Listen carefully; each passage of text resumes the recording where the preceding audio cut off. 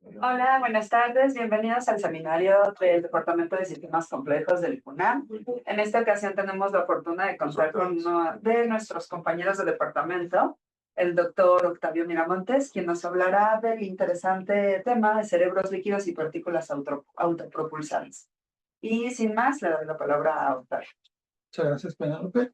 Muchas gracias por su presencia aquí. Hacía un tiempo que no daba una plática aquí en el seminario. Entonces, básicamente el seminario de hoy va a tratar sobre algún trabajo más reciente que yo estoy haciendo, aunque voy a comenzar desde muy atrás para dar los antecedentes, que tiene que ver con el tipo de temas que me interesaron desde que estaba yo estudiando el doctorado, y era una época, digamos, muy intelectualmente muy estimulante. Fue, yo creo, la época de la fundacional de lo que hoy llamamos estudio de los sistemas complejos. Finales de los años 80, inicio de los 90, fue de alguna manera, pues surgen, como lo vamos a ver, los trabajos de redes neuronales de Hopfield.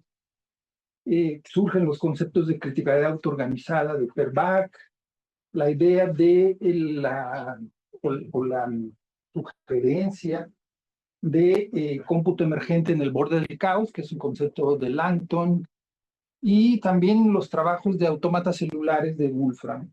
Todo esto embutido en un interés que yo tenía por el estudio de sistemas biológicos desde la física. Entonces, eso me llevó a estudiar y proponer ciertos formalismos que los vamos a discutir aquí. Entonces, el título pues es un poco provocador en el sentido de que pues cerebros líquidos de que está hablando, partículas autopropulsadas que está hablando. En realidad, como vamos a ver, estos títulos o estos conceptos son pues la burra remojada, o sea, han estado por ahí desde hace mucho tiempo, pero pues en física es así, ¿no? Se van poniendo de moda ciertos lenguajes. Entonces, vamos a iniciar. Entonces, y vamos a iniciar con este concepto de cerebros líquidos, que tiene que ver con un trabajo que publicamos Ricard Solé y yo. Ricard en Barcelona, yo en ese momento estaba en Londres. Este es un artículo finalizado en el 93, pero fue un trabajo que venía desde el 91, donde hacemos un análisis de un modelo donde encontramos que hay una transición de orden-desorden, y que podría significar, pues, tener un significado dentro de la conjetura de Langton sobre cómputo emergente en el borde del caos. Y lo que aquí es, digamos, nuevo es esta palabra, ¿sí? Es una red neuronal fluida.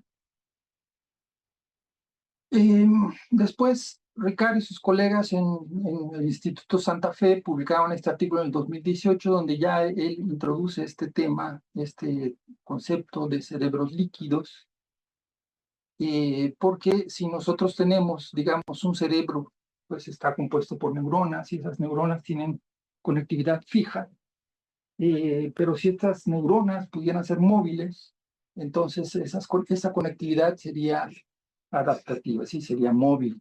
De ahí viene la idea de los cerebros líquidos, que viene desde luego en la idea de las redes neurales fluidas. De alguna manera, en este concepto de una red neural fluida, estamos hablando de neuronas que tienen movilidad, y entonces la reconexión es constante, pero no se habla tanto de las propiedades colectivas. Entonces, el concepto de cerebro líquido ya no habla, digamos, al nivel de las neuronas, sino de las propiedades que pueden estar asociadas a un medio que es fluido y en donde existen procesadores de información.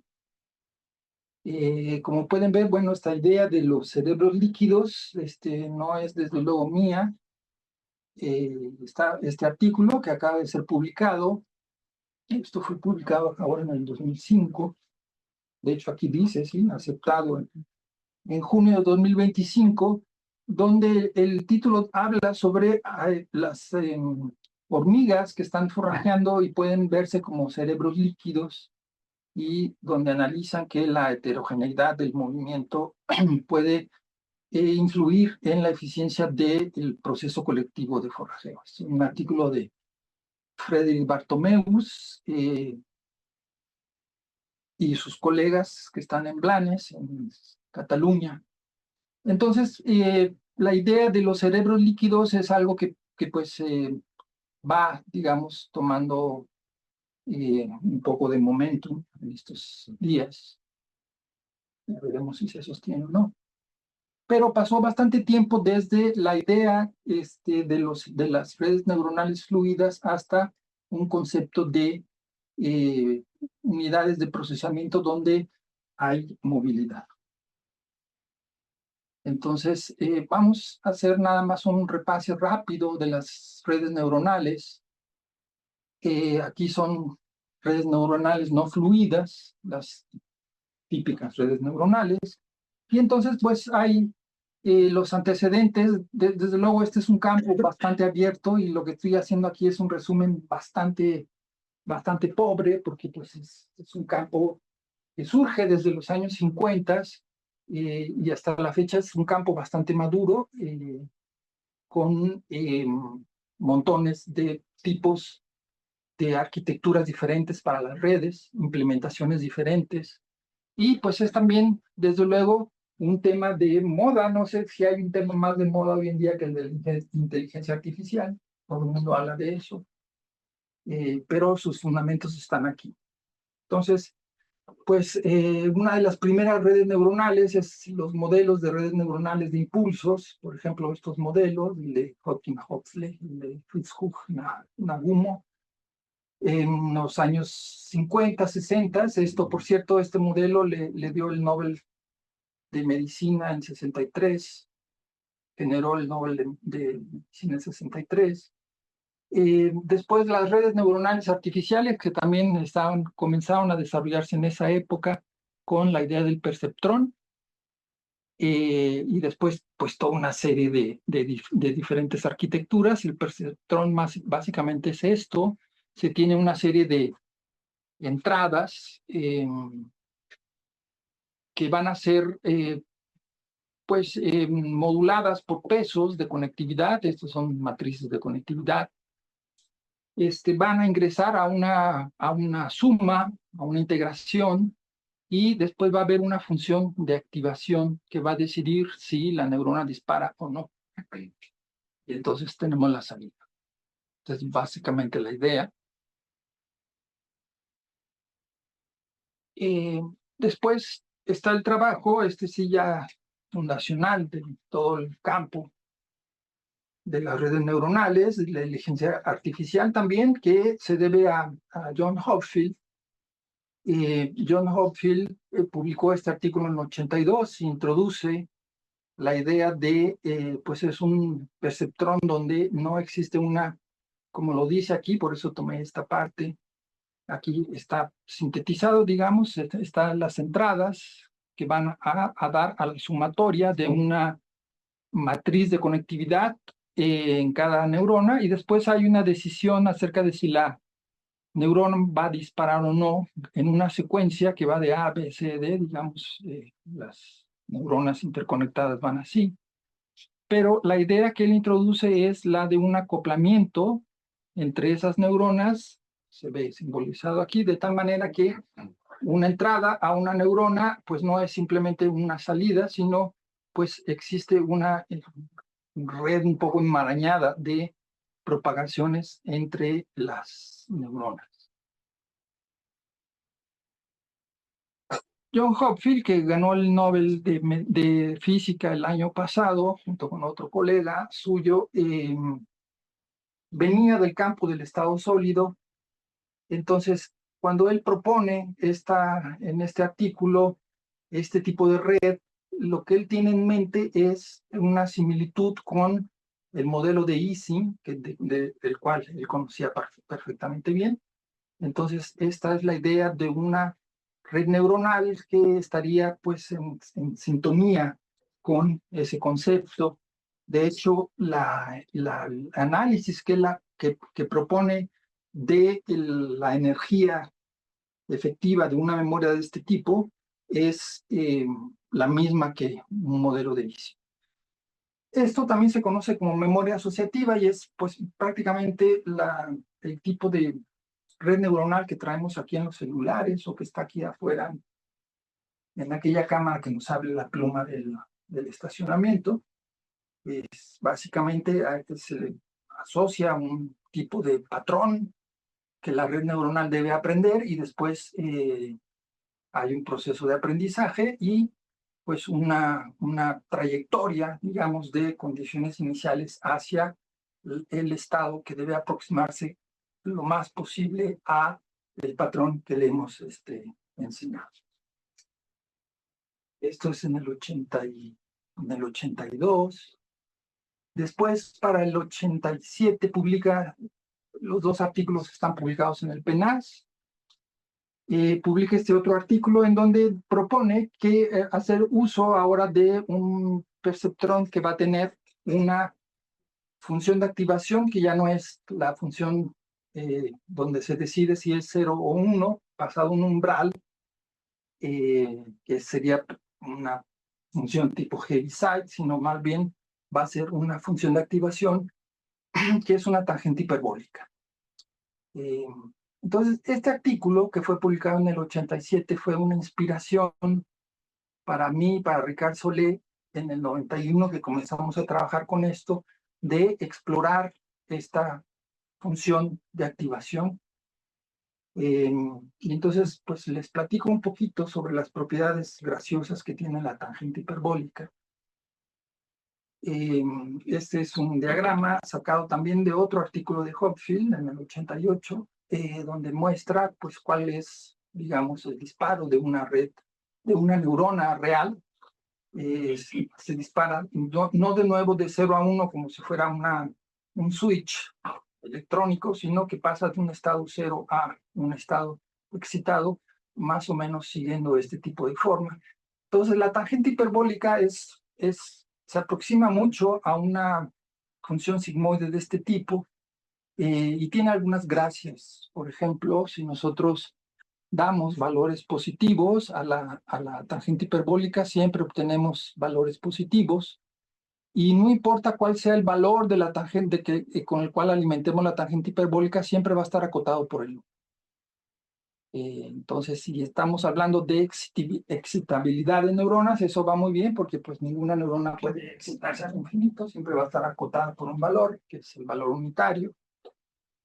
Y la G, que es la ganancia de la tangente hiperbólica, está asociada a la pendiente que nosotros podemos ver aquí.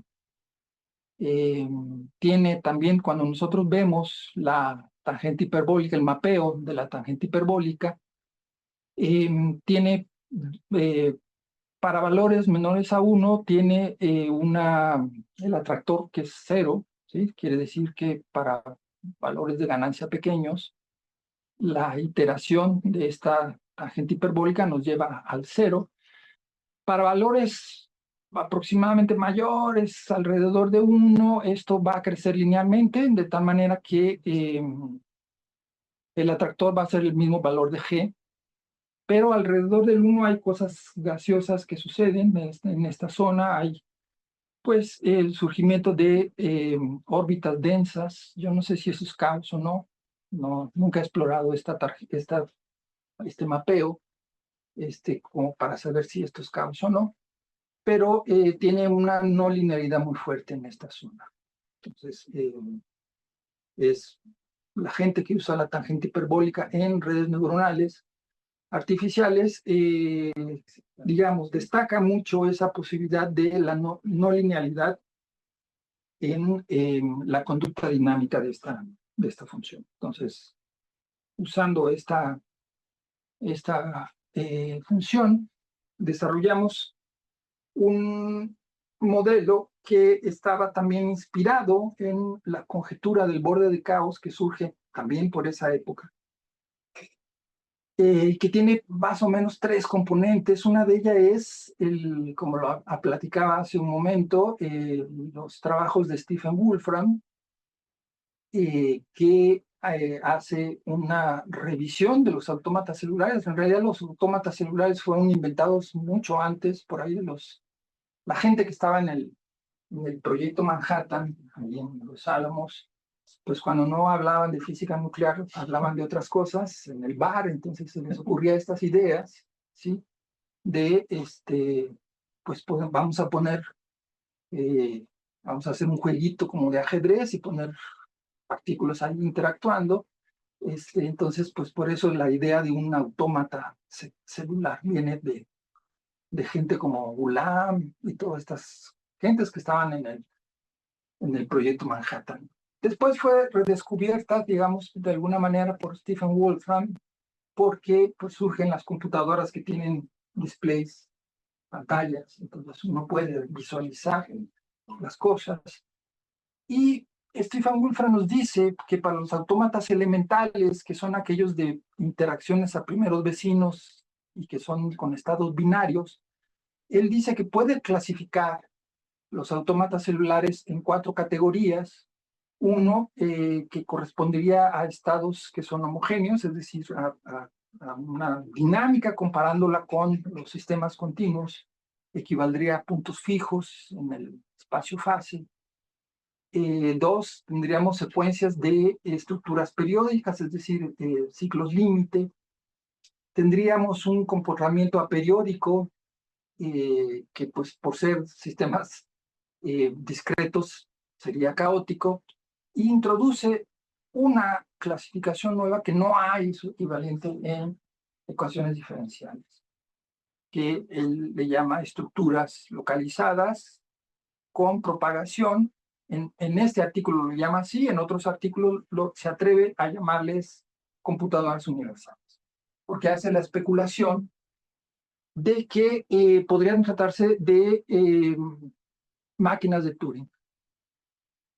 Después está el trabajo de Chris Langton, por ejemplo, en este artículo de Física D, donde habla de cómputo en el borde del caos y transiciones de fase. Entonces, lo que él hace es definir una medida de complejidad, no la voy a explicar aquí, es básicamente una medida que va de 0 a 1 y está relacionada con la longitud de los transientes que uno puede observar en la evolución temporal de los autómatas celulares.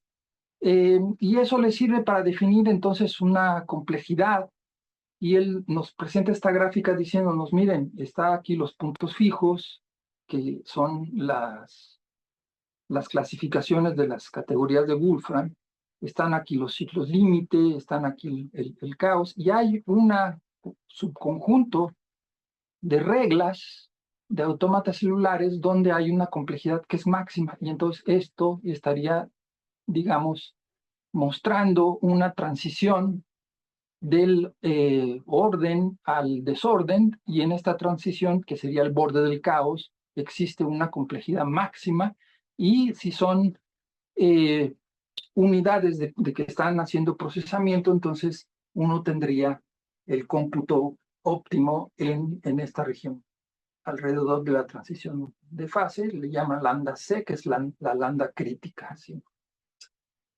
Y después están los trabajos de Per Bak. Todo esto al mismo tiempo, se van a acordar de la contribución de Per Bak y sus pilas de arena, donde él introduce la criticalidad autoorganizada y posteriormente va más allá que sus pilas de arena y especula que el universo entero estaría en estado crítico, pero ese estado se alcanza de manera autoorganizada. Son, digamos, conjeturas abiertas.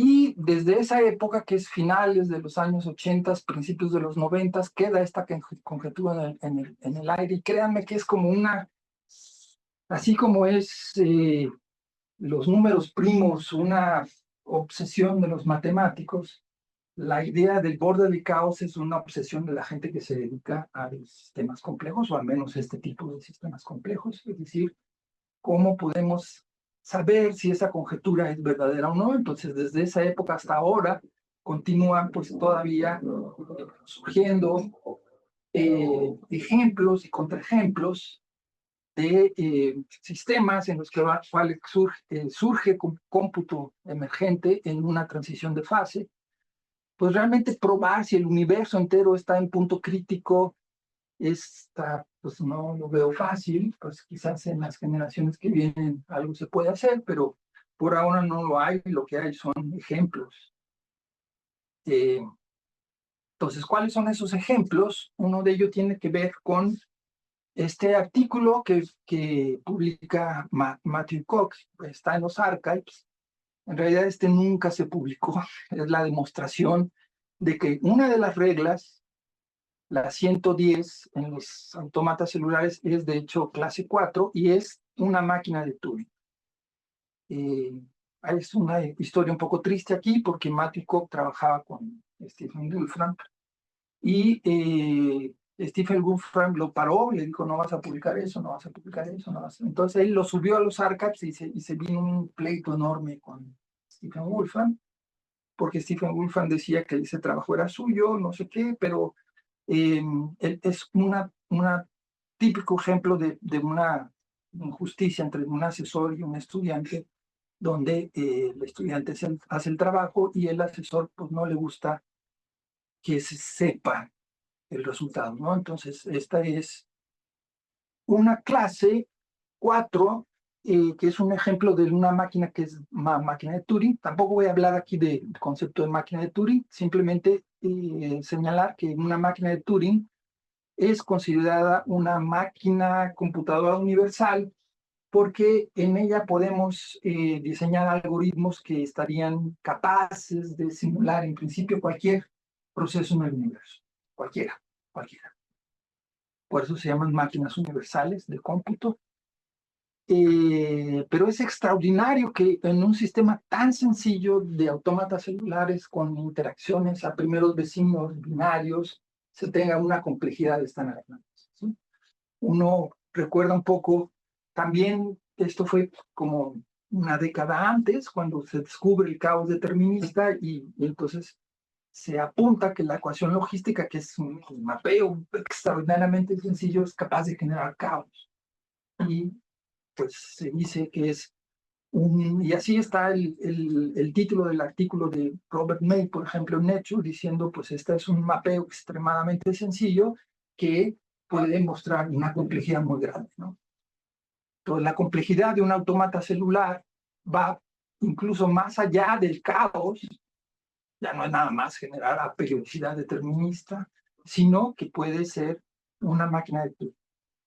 Y aquí otro ejemplo, ya mucho más reciente, de hace unos par de meses, de estos colegas. Aquí está Lucas Lacasa, algunos de ustedes se acuerdan de él, ha estado aquí en el instituto, donde lo que hacen es analizar el entrenamiento de una red neuronal, que es el MLP, es el perceptrón multicapas, y básicamente lo que ellos dicen es, bueno, si nosotros vamos a entrenar un perceptrón, pues hay una serie de parámetros iniciales y entonces hay una evolución, conforme la red neuronal va aprendiendo, hay una evolución en el espacio-fase.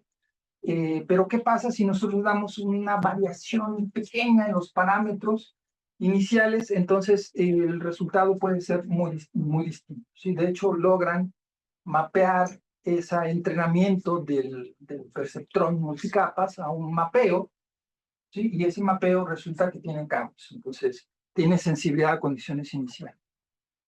Y muestran cómo en el momento en el que surge, digamos, para una colección de parámetros el caos, la evolución del entrenamiento es mucho más eficiente, ¿sí? Entonces, este es un ejemplo, o no está publicado todavía, apenas lo subieron a los archives hace un par de meses,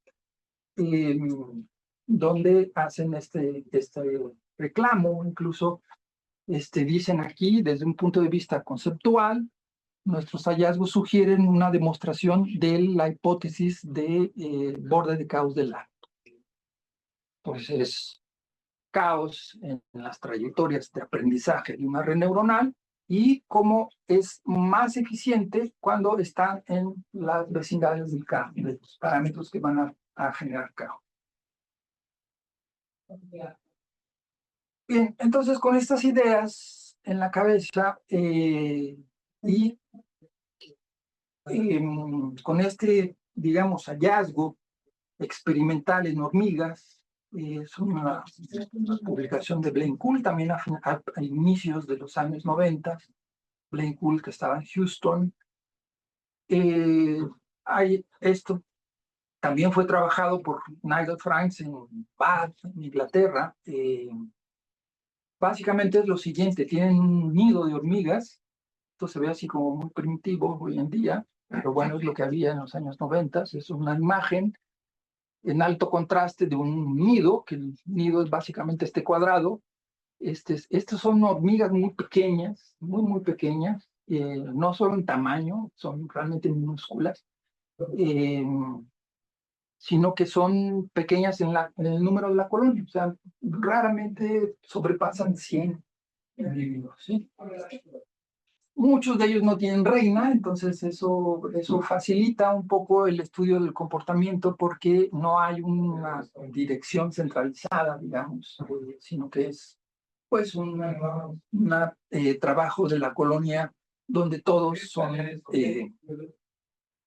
participan de maneras iguales, ¿sí? Entonces, básicamente lo que se reporta en este trabajo de Blaine Cool son una serie de son series de tiempo, por ejemplo, aquí hay 3 para individuos que están aislados de su colonia y entonces lo que él hace es medir la actividad, ¿sí? La actividad está dada por este tipo de imágenes. Si se toma una imagen y después un segundo después otra imagen, el número de píxeles que cambian de una imagen a otra es una medida de actividad, ¿sí? Entonces aquí tenemos número de píxeles que están cambiando y aquí podemos ver cuál es el tipo de series de tiempo.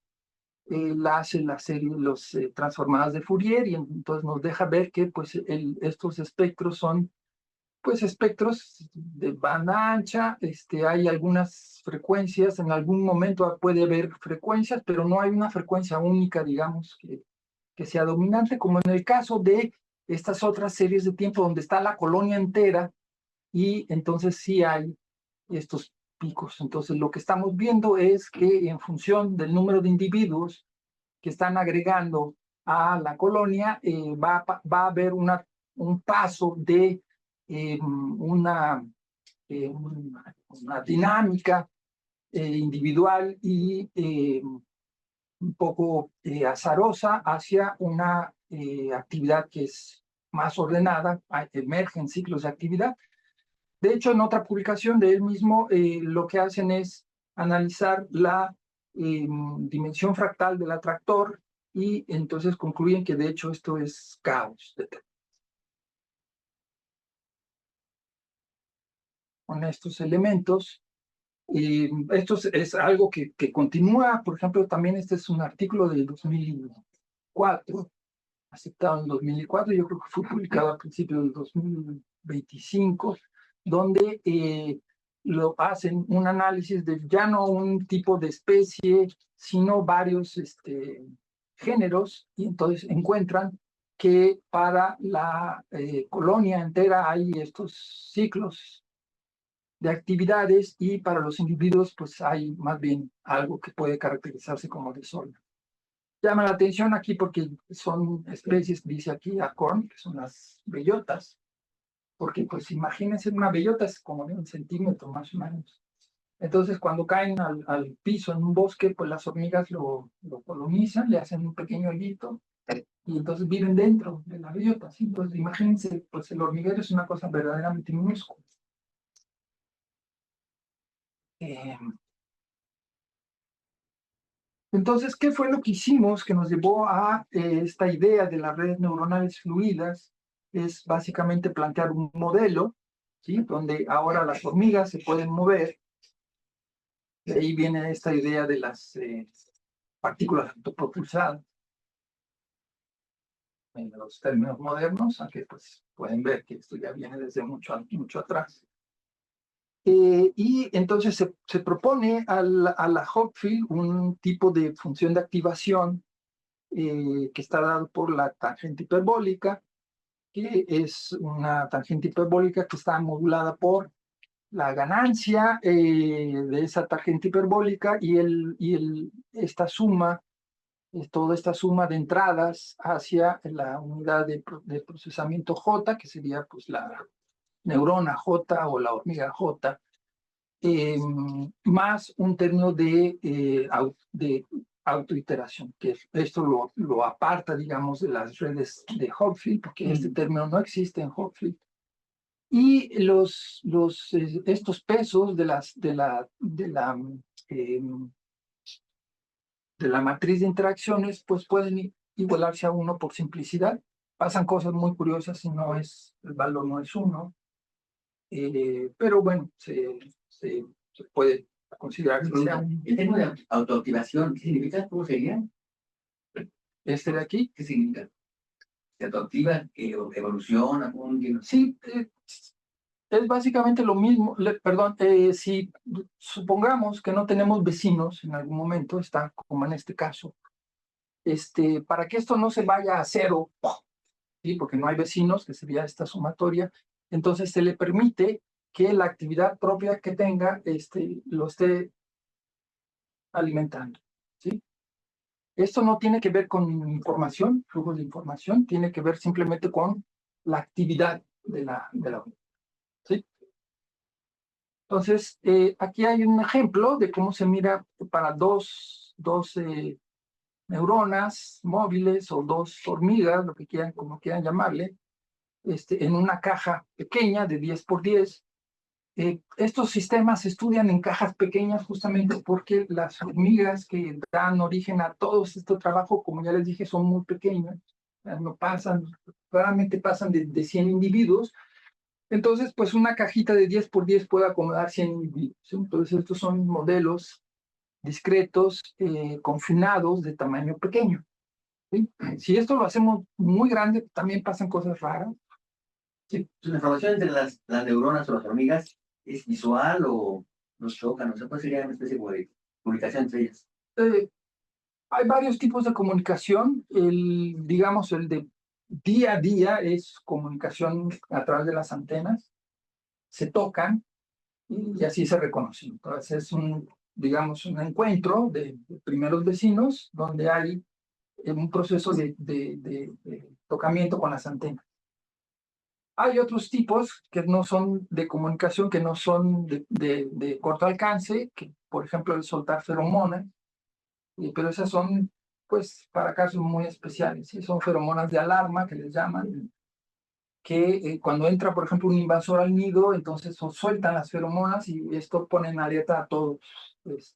O también tienen pues una especie de güiro acústico aquí en el abdomen, lo pueden tocar y producen vibraciones de baja frecuencia, que les sirve, por ejemplo, si hay alguna hormiga que se le cae un túnel encima, entonces pues, hace este ruido y eso atrae a sus compañeros para ir al rescate, ¿sí? Se llama estridulación. Pero esencialmente es a través de un proceso de antenaciones, lo cual implica que son interacciones a primeros vecinos. Entonces, es, por ejemplo, la dinámica. Aquí la actividad tiene un máximo de 2, porque es la suma de dos individuos. Entonces, como pueden ver, aquí hay estas, cada que hay un encuentro, esto aumenta, ¿sí? Y después disminuye cuando no hay ese encuentro. Esto, aquí hemos escogido tramposamente el valor de la ganancia igual a 1, como ya les expliqué. Lo que pasa con la ganancia igual a 1, hay bastantes no linealidades ahí, y el atractor no es el atractor 0, ¿sí? Entonces va a ir aproximándose al valor 0, pero no llega al valor 0. Esta es la dinámica que uno podría observar para este tipo de red neuronal fluida. Y esto, por cierto, pues si uno le pasa también aquí un algoritmo de análisis de exponentes de Lyapunov, pues se encuentra que el exponente de Lyapunov es positivo, ¿sí? Para este valor de la ganancia. Pero es igual, la actividad es como los píxeles que están siendo escuchados. Bueno, aquí ya, no, aquí ya es un modelo, ya no es Sí, claro, claro, pero es la misma idea. Sí, es la misma idea. Sí. Es O sea, tienes tu modelo de tu red cuadrada y vas viendo pues, cómo es que la actividad la estás midiendo, cómo están activa sí, en cada paso de... sí, si esto fuera un objeto nada más, pues tendrías la actividad, que sería uno, por ejemplo, por aquí. Y esto simplemente caería e iría asintóticamente hacia el centro, ¿sí? Porque no hay con quién interactuar. Este modelo requiere entonces, cuando eso sucede, porque hay dos tipos de cómo las hormigas se activan. Uno es por tocamiento, que uno le llama activaciones inducidas, y otro es, que sería estos picos aquí, y otro es porque cuando mostré las oscilaciones que existen, tienen un periodo como de 20 minutos, y si uno ve en cámara rápida la formación de una colonia, uno ve cómo pulsan, ¿sí? O sea, se activan, se mueven y luego descansan de nuevo y están un buen de tiempo. O sea, esto de que las hormigas son súper trabajadoras. No sé si se acuerdan de esos anuncios que había de Banamex, aparece una hormiga con gorrito de obrero diciendo, yo soy muy trabajador. No sé qué. En realidad, las hormigas están como el 70% del tiempo sin hacer nada. Están descansando. O sea, no están así tan, al menos en este tipo de hormigas. ¿Sí? O sea, como ritmos circadianos, digamos. ¿Perdona? ¿Por ritmos circadianos? No, porque son mucho más rápidos y además dependen del número de individuos. O sea, tienes un individuo que es aparentemente es aperiódico, y si tú le vas aumentando 2, 3, 4, 5, 6, 7, 8 individuos, entonces eso va transformando su actividad en una actividad que es periódica. O sea, es una transición del desorden hacia el orden, dado por el parámetro de control que es la densidad. De hecho, está aquí la gráfica. Qué bien que lo preguntas. Está la densidad para este modelo y utilizamos una entropía para caracterizar la complejidad. Y lo que vemos es que efectivamente hay un máximo de entropía para una cierta densidad y luego esto decae. Entonces, esto sabemos que corresponde a las densidades donde la colonia de la hormiga es prácticamente una colección de individuos aislados, ¿sí? O sea, es tan baja la densidad que pues está esto realmente, los individuos casi no se encuentran, y después hay aquí una densidad tan alta, ¿sí? Que la entropía comienza también a disminuir porque pues la actividad comienzan a correlacionarse, demasiado alta la correlación. Pero hay esto de aquí, y entonces esto nos sirvió para decir, vean cómo existe una transición efectivamente del desorden hacia el orden, y esto es algo que está relacionado con la idea de borde de caos, ¿sí? Porque también la entropía, además de servir para identificar orden y desorden y todo eso, pues tiene otra interpretación, tiene una interpretación desde el punto de vista informático. O sea, esto nos dice que el máximo aquí es el máximo de la capacidad informática de la colonia, y si uno hace, por ejemplo, otra medida como es equivalente, por cierto, pero con otra interpretación, uno hace un análisis de complejidad de Kolmogorov, de la complejidad algorítmica, entonces es más o menos lo mismo, uno obtiene un pico en esta densidad, y la complejidad de Kolmogorov se puede interpretar desde el punto de vista informático como si el proceso que está ocurriendo aquí es un proceso que es predecible o no. Entonces aquí tenemos el máximo de no predicción. Bien, aquí hay una gráfica alternativa. Tenemos también la densidad contra este parámetro y podemos ver que pues se anula hasta cierto punto en el cual emerge. Y esto es típico de una transición de fase. Aunque esto lo hizo mi colega Ricardo, y ahora que estoy trabajando con Jimena, no nos está saliendo muy bien esta gráfica. Hay muchas fluctuaciones aquí, pero bueno, hay simplemente que afinar. Y esto es más o menos un proceso robusto. Aquí está la gráfica de la densidad contra la entropía, y aquí hay una variación en el parámetro G. Está muy chiquito aquí, pero va más o menos como de muy cercano a 0 hacia 0.1 y pues se puede ver que como en esta región pues se conserva este pico que nos está anunciando que habría algo interesante sucediendo en esta densidad en particular, que es alrededor de 0.2, un poquito antes de 0.2. Entonces, este es el modelo, ¿sí? Es un modelo de redes neuronales fluidas. En el lenguaje moderno sería un modelo de un cerebro líquido, ¿sí? Y aquí tenemos caminantes aleatorios que abusando un poquito del lenguaje moderno, serían partículas autopropulsadas moviéndose de manera aleatoria, porque no estamos aquí considerando, en este modelo al menos, correlaciones, de tal manera que pudieran surgir movimientos colectivos, ¿sí? De hecho, dentro del nido no hay esos movimientos colectivos, pero voy a discutir eso un poco más adelante, ya no con hormigas, sino con termitas, porque de hecho en ese artículo que les mostré que hablaba sobre cerebros líquidos y cerebros no líquidos de Soleil y Stephanie Forrest, ellos mencionan, bueno, ejemplos de cerebros líquidos son hormigas, termitas, el sistema inmunológico, ¿sí? El sistema inmune, y otro tipo de organismo que son lo que se llama el mojo mucilaginoso, ¿sí? Que son estos tipos de hongos que parecen moco cuando uno va al bosque, a los bosques, bosques fríos, uno ve ciertos, pues como moco así tirados, y este es un tipo de hongo que curiosamente tiene propiedades computacionales sorprendentes. Bueno, entonces uno se pregunta, pero si dices que tienes un modelo de hormigas, especulas que están al borde del caos, ¿es eso real o no? Esta es una imagen de un experimento hecho por Franks y Sedova. Franks es la otra persona que les dije que estaba en BAD haciendo este tipo de experimentos de análisis de series de tiempo de actividad. Y entonces lo que hacen con este experimento es muy curioso, es vidrios de microscopio, un sándwich, digamos, de 2 vidrios, que tiene postes, son estos 4 acá, de tal manera que le proporcionan a las hormigas el piso y el techo, pero no las paredes de su nido.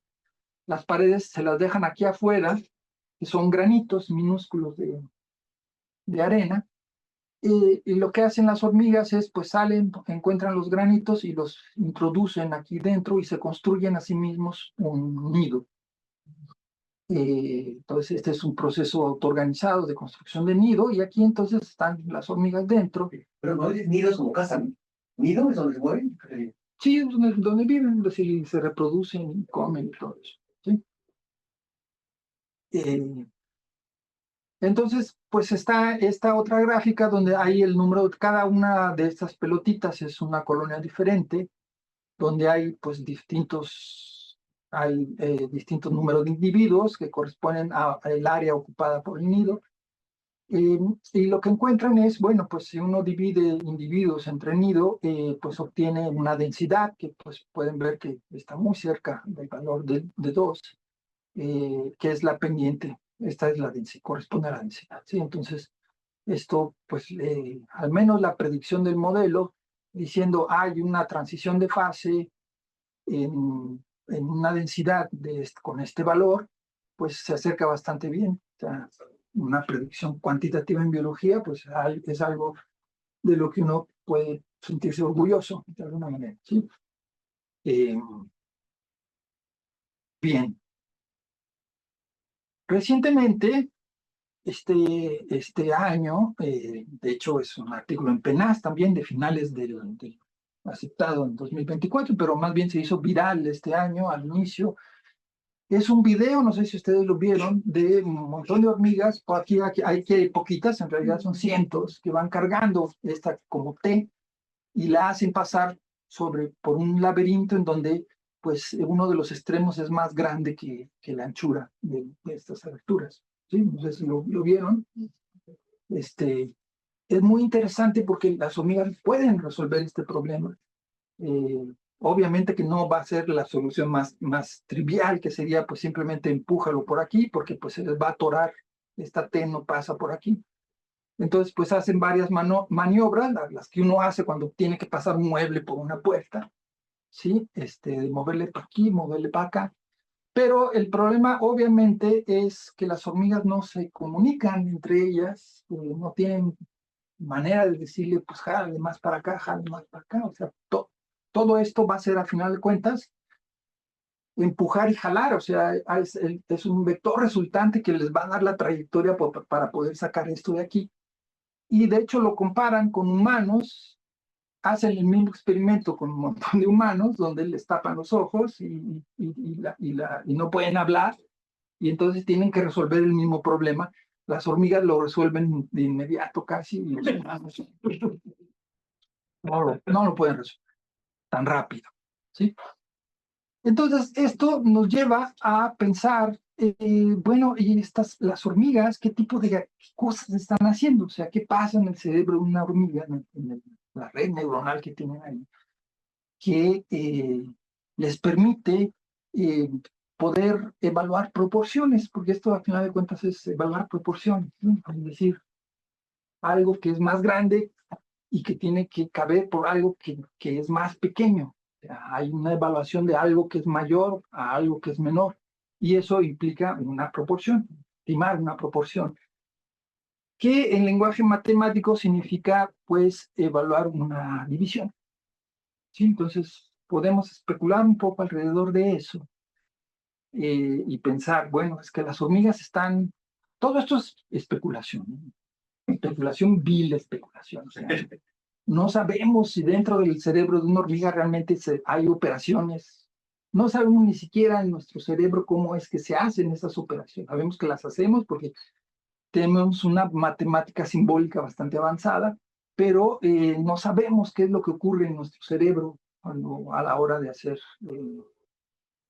Porque hay gente que es mejor haciendo cuentas que otra, que no. Y no es solo cuestión de educación, o sea, hay incluso concursos en Europa bueno, yo te doy una serie de números y haz operaciones con esos números, y la gente es muy buena, ¿eh? O sea, te doy, no sé, 5 números y entonces con esos 5 números haz operaciones matemáticas para llegar a un número blanco que yo te doy. O sea, te doy 5 números y tú tienes que operarlos para llegar al 300. Y entonces el concurso es quién lo hace más rápido, ¿sí? Y es alucinante ver eso porque la gente explica, bueno, pues yo hago sumas y después las divisiones al último porque son las más canijas. De hecho, uno lo sabe así un poco intuitivamente que las divisiones es la operación aritmética más complicada, pero si podemos hablar de animales haciendo operaciones aritméticas, o cuando viene la idea de evaluar proporciones, eso implica realizar divisiones. Entonces sí hay una bibliografía bastante grande. Tal vez Gabriel nos puede ayudar un poco más sobre los animales que sí pueden realizan operaciones que se antoja que son aritméticas. Y en particular en insectos también hay, pues vean estos artículos, 2018, 21, 2011, 2019, es también un tema que está poniéndose, digamos, está en evolución, está en la frontera de la investigación, que tiene que ver con la capacidad numérica en los animales, ¿sí? Entonces está, por ejemplo, este artículo que habla sobre los insectos que pueden contar, esto que es la noción de número en los invertebrados, que es sobre la competencia numérica en animales, en particular con las hormigas, y también aprendizaje aritmético en las eh, abejas. Entonces, esto es un tema que está... y si estamos hablando de nuevo sobre las proporciones, pues eso implica divisiones, y la división pues no es de alguna manera la operación trivial. A uno se le antoja decir que es la operación más compleja y hay que decirlo por qué. Las divisiones, por ejemplo, desde el punto de vista de la complejidad algorítmica, que la complejidad algorítmica es está considerada, se mide como el tamaño de un programa mínimo para realizar cierta tarea. Es el tamaño del algoritmo. Entonces, para operaciones como aquí está la suma, pero también la resta o la multiplicación, pues son dos pasos. Metemos el número A y B y sacamos la suma o la resta o la división. El algoritmo es de dos, por así decirlo. Pero en el caso de la división se necesita un tercer paso y es identificar que B, que va a ser el divisor, no sea cero. ¿Sí? Entonces, en ese sentido, como agregamos un paso más al algoritmo, su complejidad algorítmica es mayor. Después, ¿qué pasa en términos de los conjuntos? Si estamos operando con números que son enteros y A y B están en los enteros, A más B es un número entero y lo mismo pasa con la división, perdón, con la resta y con la multiplicación, pero con la división no. La división, dado que surgen las fracciones, entonces rompe la cerradura de los números enteros y se va a los reales. También existe la emergencia del concepto de número primo, que es un número asociado a la división, o sea, no está ni en el concepto de resta, ni en la suma o la multiplicación. La división no es conmutativa, o sea, no es lo mismo A sobre B que B sobre A. Y lo que sí se sabe a la hora, por ejemplo, de entrenar redes neuronales o implementar algoritmos de división en las calculadoras o en las computadoras, es que el costo computacional es mayor en una división y uno lo puede ver simplemente desde aquí, es decir, de esto puede hacerse en un ciclo, esta operación en un ciclo de reloj, pero esto implica ya 2 ciclos, al menos, ¿sí? Bueno, entonces en cuanto a las divisiones, ¿por qué les estoy platicando todo eso? Porque voy hacia un modelo de cerebro líquido que implica aritmética, ¿sí? Entonces nos vamos a basar en un artículo que publicé por ahí de 2007 con Lucas Lacase y Bartolomé Luque sobre transiciones de fase en un generador estocástico de números primos. Y la idea es muy sencilla, este también es un sistema bastante sencillo, donde nosotros tenemos un conjunto n de números enteros que están en un rango de tamaño m, ¿sí? Y nosotros vamos a tomar pares de números y aleatoriamente los vamos a confrontar de tal manera que le vamos a llamar, de hecho, una reacción, ¿sí? Si A es igual a B, decimos, estas son 3 reglas que hay en este generador estocástico. Si los números son iguales, no hay una división. Si los números son diferentes, y digamos A es mayor que B, entonces ocurre una división y el resultado de esa división, que es el número C, va a sustituir al número A. Y la regla tercera es que si los números no son divisibles, pues entonces no hay reacción posible, ¿sí? Y aquí tenemos una gráfica de la probabilidad de que, como esto va tarde o temprano, como yo les dije, la división implica el surgimiento de números primos. Entonces, si uno escoge números al azar, enteros, en un intervalo, la división entre ellos va a ir generando números primos, y esos números primos son irreducibles. O sea, una vez que aparecen ya no se pueden dividir y entonces se van a ir acumulando ahí, están de alguna manera fuera de la dinámica. Y entonces aquí tengo una gráfica del número de este conjunto de números contra la probabilidad de que tenga hacia un límite de la dinámica, todo mi conjunto sean números primos. Pues lo que tengo es que al inicio, cuando n es pequeño, pues no tengo números primos, por así decirlo, pero esto va aumentando hasta que con cierto número ya grande de números de este conjunto, yo voy a obtener una probabilidad de 1 de tener un conjunto de números primos exclusivamente. Y esto es para varios tamaños M. ¿Se acuerdan que dije que M es el valor máximo, ¿sí? De ese conjunto de N números?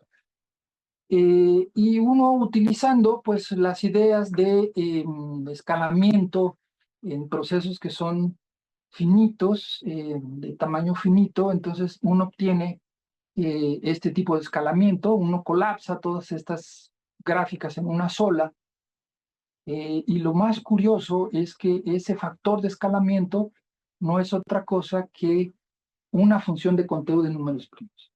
O sea, en números primos, y esto se llama el teorema fundamental de los números primos, es que los números primos están distribuidos en un intervalo de tamaño m de esta manera, ¿sí? De hecho, es en el inverso de esto. Es m sobre el logaritmo de m.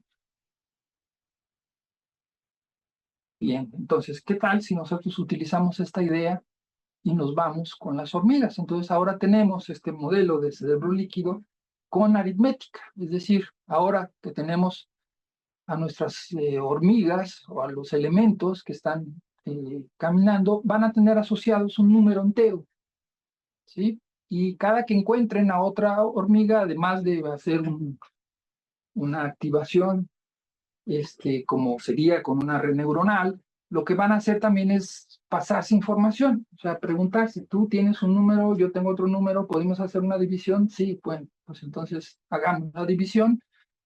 Uno de los números es sustituido por el resultado y uno obtiene esto, ¿sí? O sea, ¿se acuerdan la gráfica que les mostré de entropía para este modelo? Bueno, ahora tenemos aquí la frecuencia de divisiones que escala de esta manera en función del número de hormigas que tenemos en el nido, o sea, la densidad, y esto también lo podemos nuevamente escalar utilizando la función de conteo de números primos, y todo pues colapsa en una única curva que tiene pues como densidad especial este valor que es el que habíamos encontrado en la entropía. Este es un trabajo que estamos trabajando Jimena Cruz, que está por aquí, y es parte de su tesis de licenciatura. Bueno, aparte de la medición de este tipo de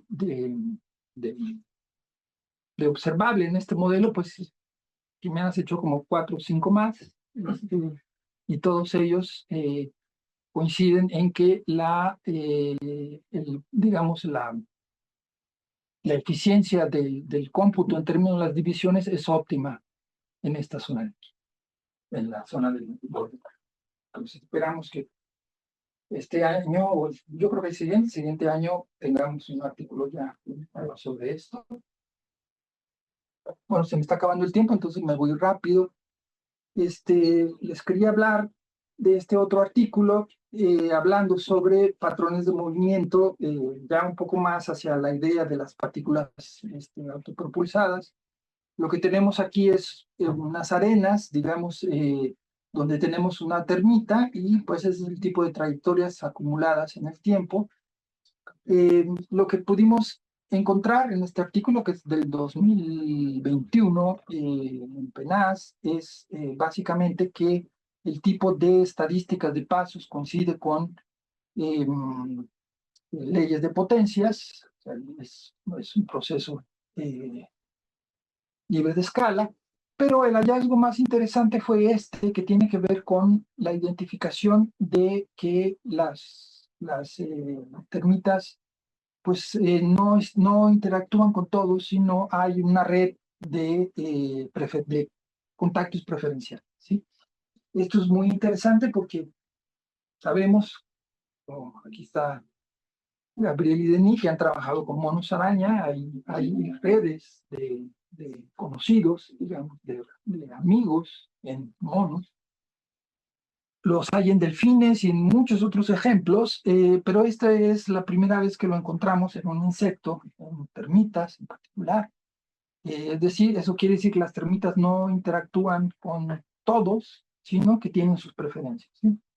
Cuando encuentran a un individuo, no necesariamente se detienen a Digo, sí se detienen porque hacen una identificación, así como quién va, pero en algunos casos se pueden detener mucho tiempo más a intercambiar información, antenando, y otras veces pues simplemente identifican al individuo y cada quien sigue su camino. O sea, no hay interacción, por así decirlo. Entonces, un trabajo que estoy haciendo junto con otro estudiante de licenciatura tiene que ver con ir de nuevo a este modelo que tenemos de cerebro líquido y entonces introducir allí una red libre de escala de interacciones y ver cómo eso afecta la emergencia de la computación, ¿sí? O sea, los resultados preliminares que tenemos es que hay un desplazamiento en la densidad que se requiere para hacer la transición, ¿no? Bien, entonces les platico de otro caso, pero yo creo que les quería mostrar a la mitad de una película. Esta es una de estas placas. Ah, ¿qué hacer con el- No se puede compartir, ¿no? Ah, seguramente solamente estás compartiendo La presentación. Ah, ok, entonces no lo voy a mover para que no luego se desconchifla aquí. Bueno, créanme, es bonito, es un video de esto de aquí, pero ya no es hacer el seguimiento de un individuo, sino es un grupo grande de termitas que pueden identificarse con una red neuronal y asociarles un número, y en toda la dinámica se puede hacer un seguimiento paralelo de todos los movimientos, de tal manera que eso nos puede ayudar a hacer estudio de procesos que son colectivos, ya no nada más individuales. Y eso nos llevó a la publicación de este. Ay, creo que ya no voy a funcionar. Ya no está funcionando. Pues, chica, a ver, ¿qué es lo que debo hacer aquí?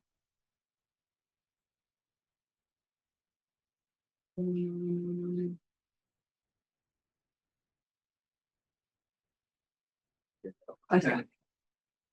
Bueno, igual esta es la última lámina. Es otro artículo que acabamos de publicar en Interface hace un par de meses, donde lo que hacemos es identificar con esta posibilidad que tenemos ahora de... Es una evolución brutal realmente el seguimiento que se puede hacer de insectos, desde que lo mostré con una cámara de alta contraste y contar de esa manera un poco primitiva el número de píxeles que están cambiando a una red neuronal que puede de hecho identificar individuos y seguirlos en tiempo real, ¿sí? Es una evolución brutal porque en medio se les ocurrió montones de cosas, por ejemplo, pintarles el abdomen a las hormigas con códigos de colores. Y eso yo lo vi con termitas, ¿sí? Pintando termitas con negro y blanco para distinguirlas. Después se inventaban una especie de tags de radiofrecuencia, que minúsculos, así como los que llevamos en el coche para subir al segundo piso, pero microscópicos, y se los pegaban con una gotita de Crazy en la espalda a las hormigas. Imagínense el tamañito y el trabajo que es hacer eso, ¿sí? Eso se hacía hace unos 10 años, pero pues hoy en día se puede hacer con estos métodos computacionales de redes neuronales. Y básicamente lo que hacemos en este trabajo es identificar, qué pena que no les pude mostrar el video, las transiciones que hay en los distintos tipos de movimiento colectivo que uno puede identificar aquí. El artículo trata de cómo caracterizar matemáticamente estos. Entonces tenemos, por ejemplo, aquí un tipo de desorden, es decir, visto como partículas autopropulsadas, no hay correlación entre ellos. Aquí hay una correlación muy fuerte, tanto así que se quedan atrapados en un clúster, donde la fuerza de atrapamiento es la interacción social. Muy curioso que hay estas transiciones hacia una condensación. De hecho, si esto es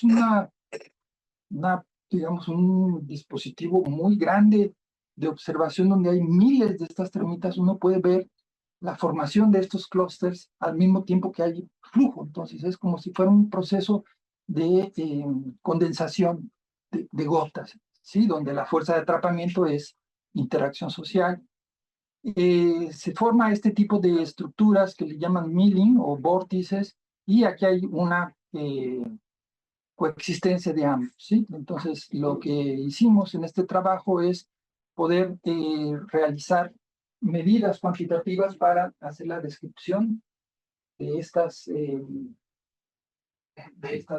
fases diferentes, como pueden ver aquí en esta secuencia, que corresponde a la actividad acumulada en la arena. Aquí hay desorden, pasa a un clúster donde hay, digamos, una concentración de individuos aquí, y después a un anillo donde quedan atrapados circulando, ¿sí? Bueno, creo que eso es todo lo que les quería contar. Sí, muchas gracias.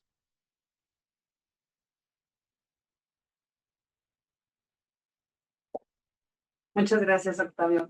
¿Alguna pregunta o comentario? Evelyn. En el modelo de las hormigas que hacen caminatas aleatorias, entonces hay una explicación por qué hay esta rotación de fase, o bueno, este máximo de la entropía tiene que ver con el número de interacción por unidad de tiempo que cada quien puede tener, por ejemplo. Está relacionado con las... hay dos formas de activación, ¿sí? Una que es espontánea. Una hormiga cuando está, digamos, aislada, hay una probabilidad de que se active. Y entonces, si uno ve la gráfica de eso, pues es más o menos así en función de la densidad. Esta es la densidad. Uno va a tener esto, que es más o menos un decaimiento, de tal manera que a medida que esto sería el número de activaciones, esto cae, porque para densidades altas es tanta la correlación que ya no hay activaciones espontáneas, ¿sí? Aquí están aislados, entonces hay una. Pero si uno ve la gráfica de las interacciones en función de la densidad, las activaciones que son por contacto, que le llamaría aquí activaciones por contacto, entonces uno obtiene esto, ¿sí? En la densidad crítica tiene que ver con un suficiente número de interacciones como para que el sistema después ya quede correlacionado. Entonces, este es el mecanismo, que sí tiene que ver con lo que tú dices, el número de interacciones. Bueno, por ejemplo, hay estos modelos de, bueno, redes fijas, redes aleatorias, por ejemplo, donde tienes también estación de fase de no actividad a actividad. Sí. Excepto que están fijas, y ahí el parámetro puede ser pues, el número promedio de contacto. Sí. Cero, bueno, hasta una actividad con el cero espontánea y espontánea, cero. Pero, y sí, me preguntaba si era un poco similar a esto. O si, sí, tiene que ver con el número de contactos, efectivamente. De hecho, en la gráfica que presenté donde hay una frecuencia de divisiones, pues es máxima porque coincide con esa densidad en la cual existe un número máximo de interacciones, ¿sí? Dado que en cada encuentro hay una división, entonces pues es máxima en donde hay un mayor encuentro de las hormigas. ¿Sí? Sí, en esa última donde hay la transición entre la parte se forman aglomerados de termitas y donde están los humanos. Dices que surge por interacción social, pero Sí. ¿cómo modelan esa parte de interacción? Es decir, ¿qué parámetros tienen que cambiar para que haya esa transición?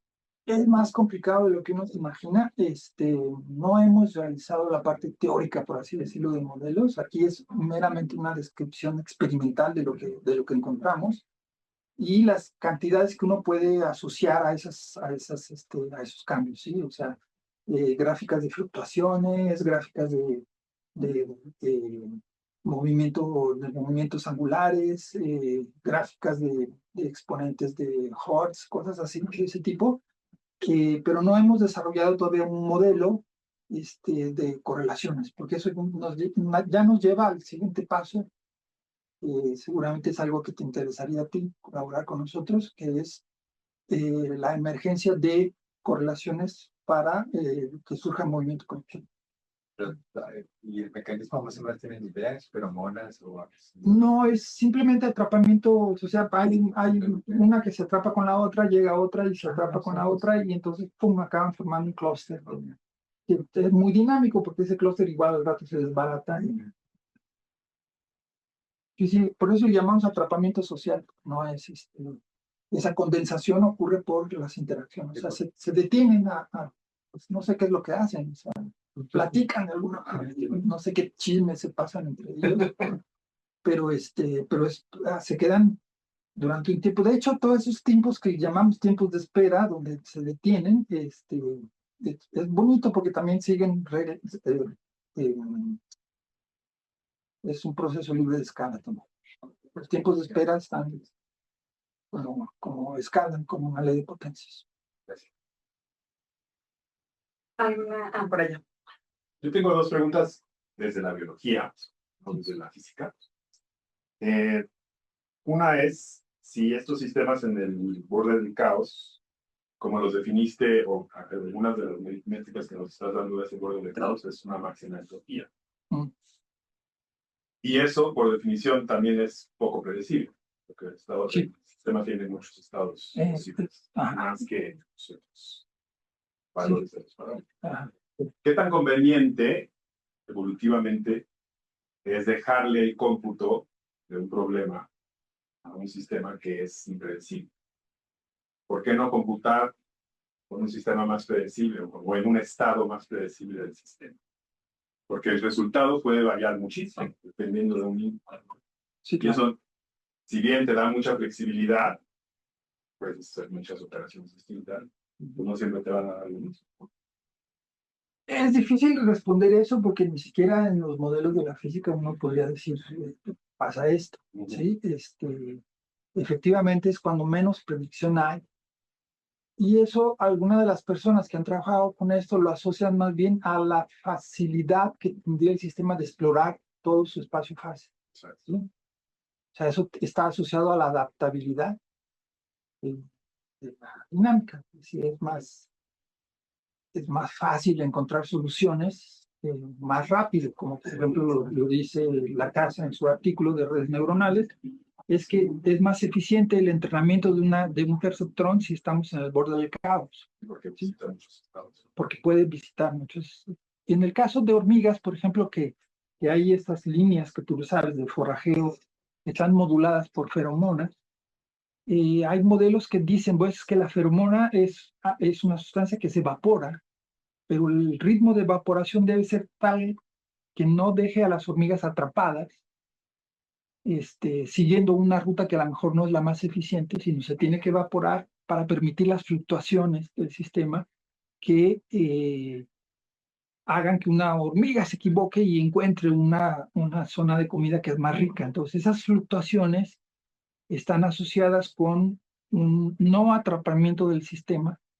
Y en esos modelos, donde hay una transición, ¿sí? De hecho, entre qué tan rápido permanece la feromona en el medio. ¿Sí? Es otro ejemplo en el cual se tienen que equivocar las hormigas para no quedar atrapadas en una solución que no es potencialmente la más correcta y tengan entonces esa posibilidad de explorar ya no el espacio fase, por así decirlo, sino el espacio real, ¿no? Encontrar soluciones mejores.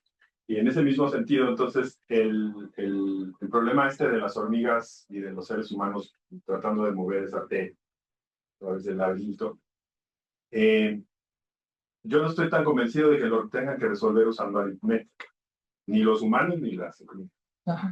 En el artículo el grupo grande de hormigas, sí, lo que hace es mover el objeto muy suavemente, sí, siguiendo los bordes del espacio. Ajá. Y es como si hicieran una especie de prueba de error, pero bastante gradual. Sí. En cambio, el grupo pequeño de hormigas, pues no lo resuelve, nunca le dan la vuelta. Claro. Correcto. Claro. Pero También los autores dicen que están continuamente regresando, yendo a su nido y regresando. Sí. Entonces, ese recambio de hormigas que saben en qué dirección está el nido en cualquier momento, sí, le da una especie de memoria de corto plazo, ajá, pero al sistema completo, no a la hormiga individual. claro, claro, claro. Es un proceso colectivo. Y en tu interpretación o de por qué o de cómo estarían haciendo esta aritmética, ya no me quedó claro si es el cerebro individual de cada hormiga el que estaría haciendo la división, porque dijiste que en tu modelo cuando se encuentran, Sí. hacen la división. Sí. Un par de hormigas. Eso. Ajá. Pero la división de qué número, o sea, una estimación de la proporción del objeto. Bueno, por eso dije que era una Sí, yo sé que esas partes es un juego total, sí, es súper especulativa de decir, no sabemos si hacen divisiones en realidad, pero pues ya que tenemos un modelo podemos hacer lo que haga las divisiones y entonces encontrar cómo efectivamente hay un máximo en la eficiencia de las divisiones en la transición del borde del caos.